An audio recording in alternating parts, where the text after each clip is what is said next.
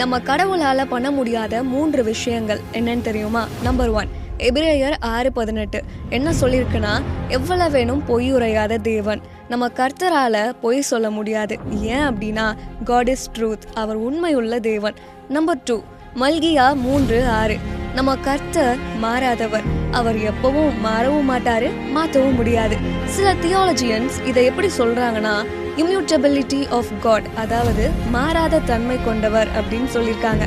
Number 3, ஏசாயா 55:8 நம்ம கர்த்தரால நம்ம நினைக்கிற மாதிரி சிந்திக்க முடியாது.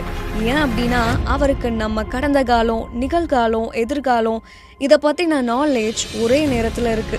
இதை தியாலஜியன்ஸ் எல்லாருமே ஆம்னிசைன்ஸ் ஆஃப் காட் அப்படின்னு சொல்றாங்க. சரி, இதுல இருந்து நான் உங்களுக்கு என்ன சொல்ல வரேன் அப்படின்னு தானே யோசிக்கிறீங்க.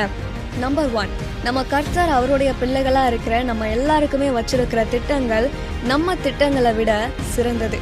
அடுத்தது, நம்ம கர்த்தர் உங்கள் வாழ்க்கையில் கடந்த காலத்தில் உண்மையாக இருந்திருக்காரு அப்படின்னா, அவர் இன்னைக்கும் உண்மையாக தான் இருக்கிறாரு. கடைசியாக, நம்ம கர்த்தர் நம்ம எல்லாருக்குமே ஒவ்வொரு ப்ராமிசஸ் கொடுத்துருக்கிறாரு. அதை நிச்சயமாக நிறைவேற்றுவார். ஏன்னா அவர் ஆல்ஃபா மட்டும் இல்லை, ஒமேகாவாகவும் இருக்கிறாரு. காரியங்களை துவக்குகிறவர், அதை நிச்சயமாக முடிப்பார். உங்களை மறந்து போக மாட்டார். இந்த இன்ஃபர்மேஷன் உங்களுக்கு யூஸ்ஃபுல்லாக இருந்துச்சுன்னா மறக்காமல் உங்களோட ஃப்ரெண்ட்ஸுக்கு ஷேர் பண்ணிவிடுங்க. அப்படியே நம்ம பேஜை ஃபாலோ பண்ணிவிடுங்க.